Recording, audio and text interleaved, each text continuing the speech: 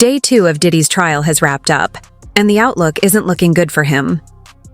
According to court documents, Diddy was reportedly questioned about why he previously claimed a video showing him assaulting Cassie was fake. Initially, he admitted the video was real and even issued a public apology. However, just a week before the trial began, that apology was quietly deleted, and his legal team filed a motion asserting that the video was fabricated. This sudden reversal suggests that Diddy may be feeling the pressure, especially now that Cassie has been officially named as a witness. With her set to testify, things could take an even more serious turn for him. Is officially underway in the trafficking trial of Sean Diddy Combs. Chloe Malas was in federal court today, and Chloe, no jurors selected, but a pretty revealing start to the 8-week trial. Lester, that's right. It was an illuminating first day of court. Combs entered the courtroom wearing a crew neck sweater and a white button-down shirt. He had some gray in his hair and in his goatee. And at one point, he told the judge that he needed to use the bathroom and that he was feeling a little bit nervous. Now, also, several celebrities were named today, although they haven't been accused of any wrongdoing. They might be mentioned during the course of the trial. Their names are Michael B. Jordan, Mike Myers, Kanye West, and his former girlfriend, Cassie Ventura, who has accused him of years of physical and emotional abuse.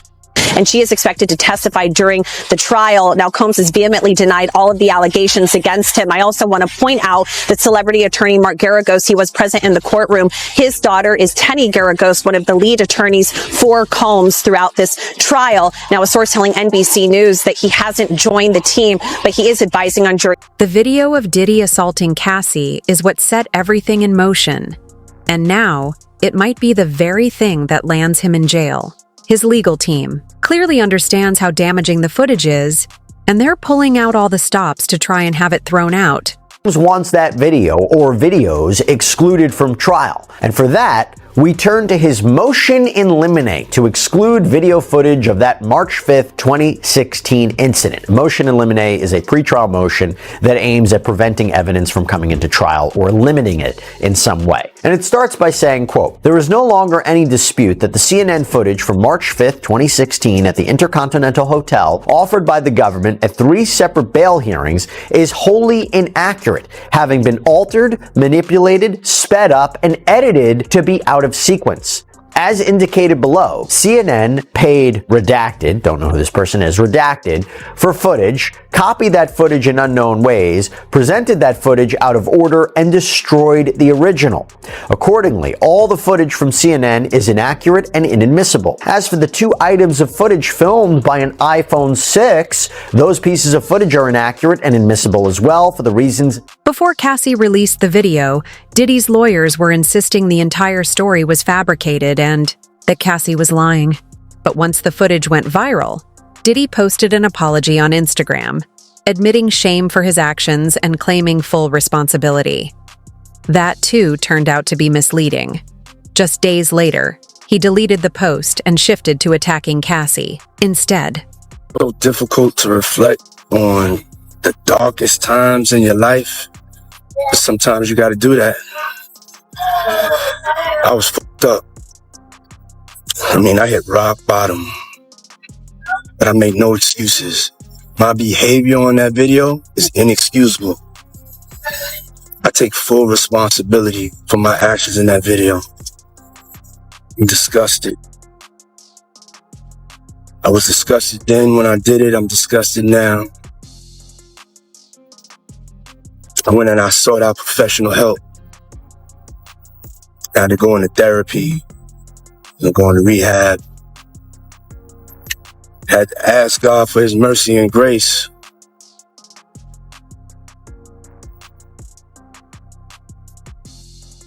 I'm so sorry. But I'm committed to be a better man each and every day. I'm not asking for forgiveness. I'm truly sorry. request from the court is to hold a hearing. And at this hearing, Combs explains that his team wants to call a forensic video analysis named Connor McCourt to show that this video evidence is inaccurate. Sean Combs' defense team argues the videos are unreliable, that they would unfairly confuse and mislead the jury, that they would be more prejudicial to Combs than it would provide any kind of relevant or probative value for the prosecution's case. They write, quote, "If a picture is worth 1,000 words, a video is worth a number well over the court's word limit." Again, the basic argument from Combs and his team is that CNN heavily and deceptively edited the video and turned about 10.5 minutes of footage into a 48-second, quote, out-of-order clip that ended with Combs appearing to drag redacted, again, we believe that to be Cassandra Ventura, to a hotel room. And they argue that this painted the rapper and the music mogul in the worst possible light for the world to see. And as they previously incorrectly mentioned, prosecutors relied on this tape in prior bail hearings to support their argument that Combs shouldn't be released. Diddy is pushing to have the video excluded from the trial, but legal experts have confirmed that the footage is admissible in court. His legal team filed a motion to suppress the evidence, arguing that both the video of Cassie and materials seized from Diddy's mansion were obtained illegally. The defense claims that the warrant applications were overly broad and therefore, everything collected during the raid should be thrown out.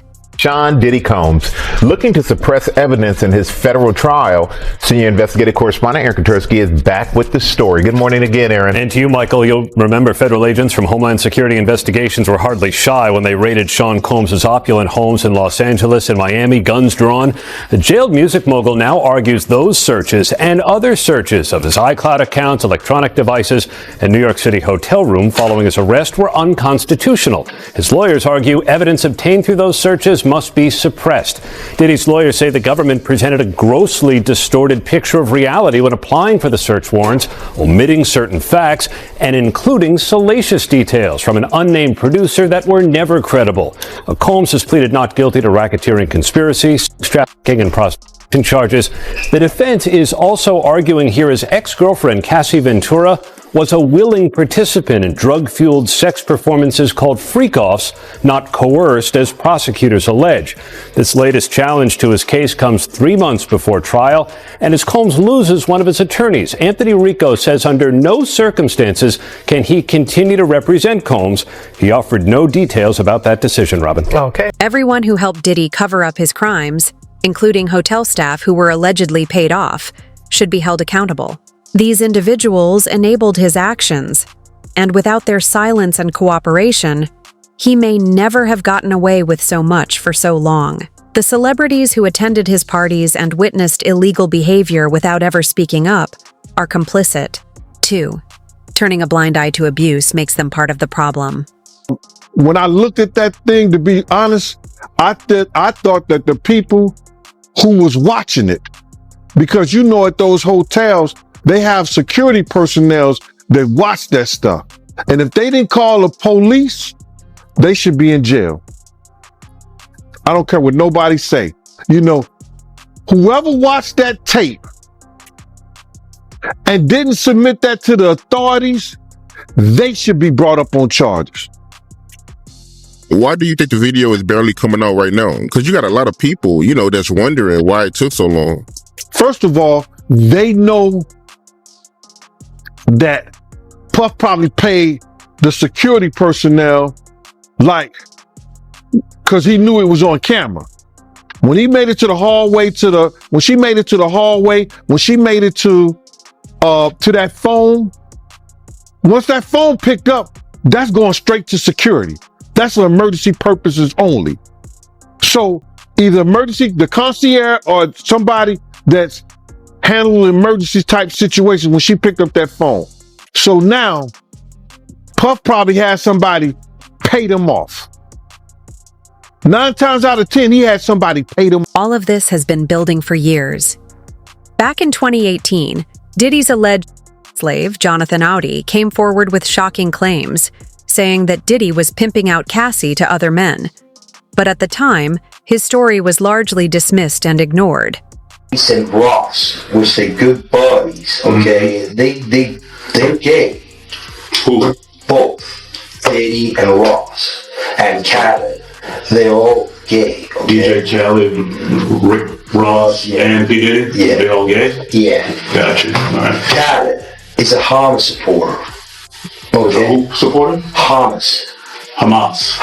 Yeah. Sorry, I said it wrong. No worries. Hamas supporter. Okay. Right. I had sex with Cassie and Sean.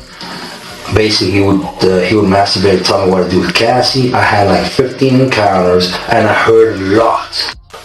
Hidden in plain sight. It's hidden. I think I see what you're saying. Okay, how do I know this? Yeah, that's what I want to know. How do you know this? Do you know Sean Combs? According to court documents, Diddy was offered a plea deal by federal prosecutors, but he turned it down. The deal would have required him to admit to the crimes he's been charged with and name the ringleaders involved in the alleged criminal network.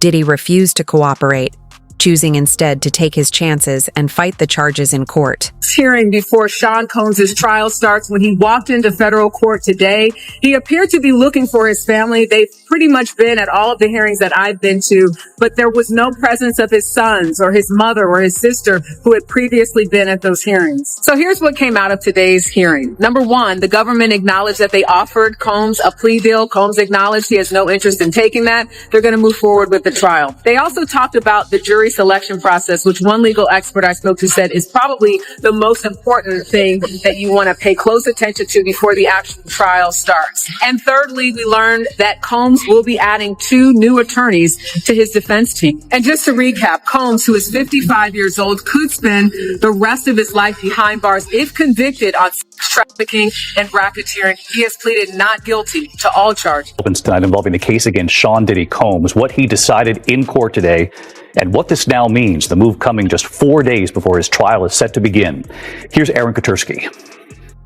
Tonight, Sean Combs makes it official. He's rejecting the government's offer to plead guilty and spare himself the possibility of a prolonged term in prison. When asked if he turned down the offer, Combs answered, "Yes, I do, Your Honor," as he stood in a baggy beige jail uniform. Terms were not disclosed, but prosecutors did say a plea could result in a shorter sentence for Combs than if he's convicted. The decision guarantees Combs will face trial beginning just 4 days from now that will test whether one of music's most prolific figures used his power, wealth, and fame to sexually exploit both women and men for decades. Combs has pleaded not guilty to racketeering conspiracy, sex trafficking, and transportation to engage in prostitution charges that accused him of coercing alleged victims into prolonged drug-fueled sexual activity that he called freak-offs and threatening. Jury selection is currently underway. On Monday and Tuesday, the judge assembled a pool of 35 potential jurors, with plans to add 10 more, bringing the total to 45 in preparation for the 2-month trial. During the selection process, jurors are being asked whether they're comfortable viewing explicit footage known as Diddy's freak-off tapes, which are expected to play a central role in the case. These tapes reportedly contain incriminating evidence that could implicate multiple individuals. I wanted to ask you that I found fascinating is that Diddy reportedly yesterday asked that judge for a bathroom break, telling the judge, "I'm sorry, Your Honor, I'm a little nervous today." Were you surprised that he admitted that? And what do you think that reveals about him ahead of opening statements? I'm so glad you brought that up. Look, I've said it before, I'll say it again. The fact that we are going to trial in under a year from when a defendant is arrested and indicted at the federal level doesn't happen. But Combs has been pushing towards this trial date. He doesn't want to spend one more day behind in federal lockup. Having said that, you're now at this case, and the government, this is the Southern District of New York, they don't move forward with the case unless they feel they have the goods. He's looking at not only life in prison, and the maximum charge, but potentially decades in prison. The third charge that he's facing, transportation to engage in prostitution, that can carry 10 years in prison, and some argue that's the most straightforward charge to actually convict him on. So I think he's feeling the weight of what's happening. Jury selection, a panel of his peers coming in to decide his fate. It is real right now for him. They're all going to know who Sean Combs is, but they're going to need to find jurors who, despite the fact that they are familiar with Diddy, they still can be fair. Prosecutors say Combs turned his significant business interests into a criminal enterprise to plan elaborate sex parties, including drug-fueled marathons where women were coerced into sex and then threatened if they didn't keep quiet. the jury pool filling out a 17-page questionnaire, answering questions about their impartiality amid warnings the evidence is graphic and sexually explicit. The judge has drilled down on some of those questions that they answered in the questionnaire to see whether or not they had any issues to serving. Diddy's attorneys have confirmed that the tapes will be played in court. These recordings were seized from his Miami mansion during last year's FBI raids. The FBI is currently decrypting the data, and sources say there are hundreds of hours of footage. However, prosecutors are expected to present only select clips in court. Their strategy appears to involve using the tapes to pressure others into cooperating and testifying as part of the case. February 6th, will they be shown these tapes? 100%. Will they have to watch it in court? Like during 100% in court in front of a room of people. And so that's the other thing that's awful. They are going to be watching basically for hours on end in front of people. So in front of victim one, whoever it may be, there's going to be played in the federal courtroom. And victim one would have been made aware of this. Oh, 100%. She's probably being told right now, like, this is going to be played in open court. Your sex history, your sex life is going to be talked about in open court. All of this. And presumably then she knows that and she's pushing forward because she hasn't withdrawn. But don't forget this. It doesn't matter if she does or she doesn't. This isn't a civil case. This is the criminal case. So she could flat out tell the federal government, I don't want to participate. And they can say, we don't care. This is a crime. Crimes are against the United States, not against them. Keep calling her victim one, but don't forget, she's a witness to a crime. So it doesn't matter if she went to them in today and said, I'm not participating. Their response, we don't care. There is a mountain of evidence stacked against Diddy, and many of the witnesses set to testify anonymously are doing so because they know they're featured in the tapes. Allegedly, hundreds of people were interviewed until prosecutors were confident they had a strong case. The district attorney for the Southern District of New York boasts a 97% conviction rate, making it clear that this trial will be a tough uphill battle for Diddy. And his lawyers are well aware of the challenges ahead. Allegations implicate dozens of unidentified witnesses and alleged co-conspirators around the world. And some of the key witnesses to the supposed incidents are dead. Basically meaning, how can we defend against it? The defense is not even permitted to share the identities of the individuals described in the disclosure letter with Mr. Combs until April 18th, further hampering defense counsel's ability to investigate. Collectively, these new allegations require many months, if not years, to investigate, and if admitted, would require a series of mini-trials certain to double the length of a trial the government originally said would last 3 weeks. So this is an explosive allegation that on its face, I don't know if I necessarily disagree with. If they are bringing in evidence of uncharged conduct, wouldn't the defense have an opportunity to investigate it and challenge it? It seems like they're making a point. So if this evidence is allowed in, there is a chance this could delay the trial significantly. We all know Combs wants to go to trial, but how can he properly defend himself against this in just a few? Make matters worse for Diddy, Cassie isn't backing down either. And she's the only one willing to testify publicly.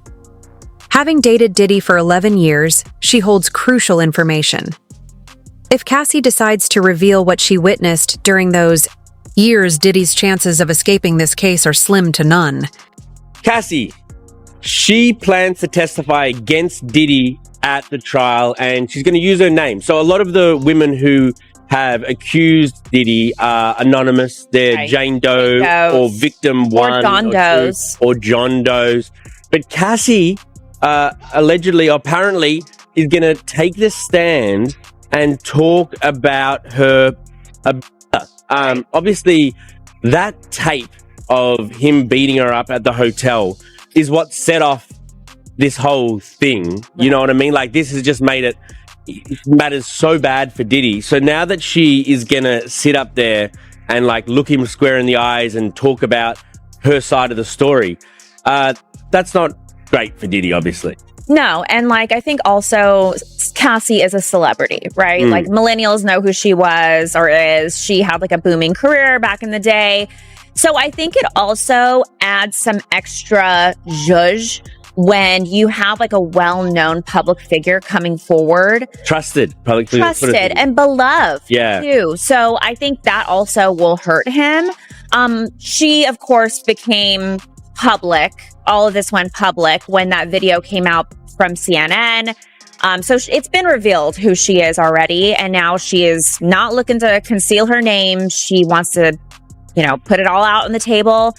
And yeah, yikes, it could be really bad. Combs' legal team is getting a little smaller. As the rap mogul's defense team prepares for his May trial on sex trafficking charges, his attorney, Anthony Rico, respectfully but regrettably requested to be dismissed from his role, according to documents obtained by NBC News. Rico, who is one of 6 attorneys on the case, requested in the February 21st filing to withdraw as representation because, quote, under no circumstances can I continue to effectively serve as counsel for Sean Combs, consistent with the ABA standards for criminal justice. The motion continues, quote, while I'm aware that the local rule requires that an application for withdrawal of counsel is supported and granted only upon a showing by affidavit or otherwise of satisfactory reasons for withdrawal, there are sufficient reasons related to the protections afforded by the attorney-client privilege for brevity in my application for withdrawal as counsel in this case. So the high-powered law firm of Grubman, Shire, Masalis, and Sachs has dropped Combs as a client.